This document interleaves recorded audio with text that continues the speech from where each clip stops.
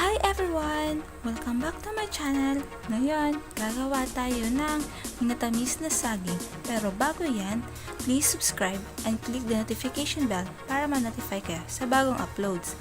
Ito ang ating mga sangkap. Saging na saba, 1/4 cup of muscovado sugar, tapioca pearls,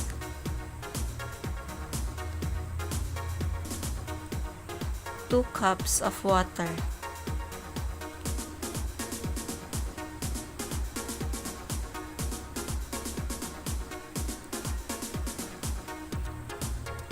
First, balatan natin ang ating saging at hiwain natin.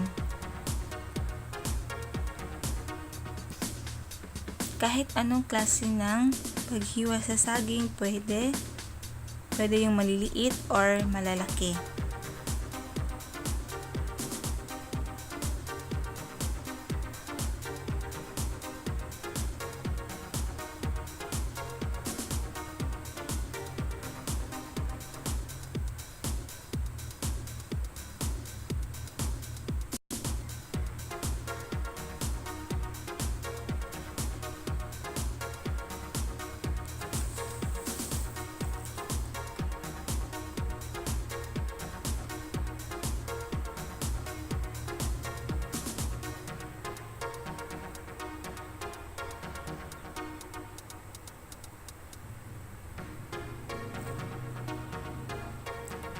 Sa kawali, ilagay natin ang ating tubig at isunod din natin ilagay ang ating banana o ang ating saging saba.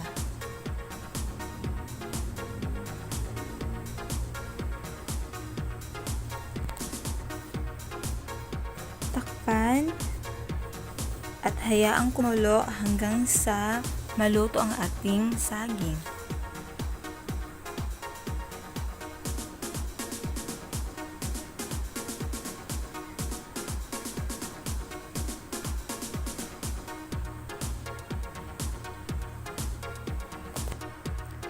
At this point, luto na ang ating saging. Pwede natin idagdag ang ating muscovado sugar.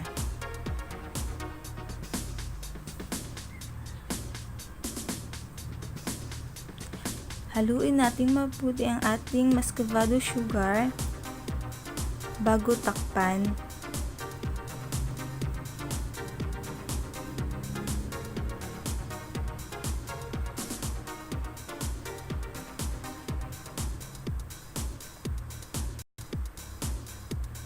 Simmer lang.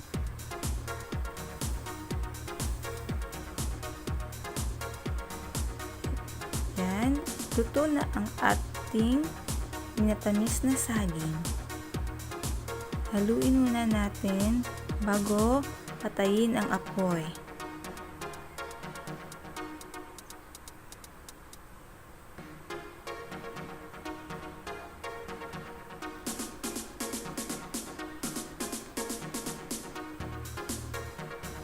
Yan, patay na ang ating apoy. Ilagay na natin ang ating tapioca pearls.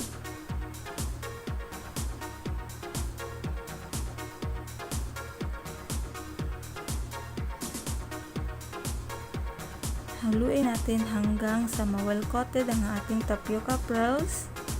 Yan. Ito na ang ating finished product.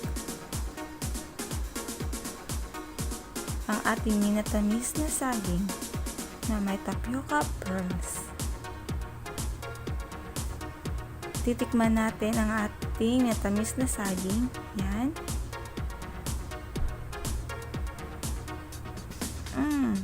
Ang tamis. Sobrang tamis niya. Kaya nga siya minatamis na saging. Ngayon, yung may tapioca pearls naman. Kung may negosyo kayong halo-halo, pwede nyo itong pandagdag sa kanyang sangkap sa halo-halo. Pwede. Yan. Nakakaumay siya, promise, kasi napakatamis niya. Okay. Again, Thank you so much for watching. Please don't forget to subscribe and click the notification bell para ma-notify kayo sa bagong uploads. Bye! See you on my next video.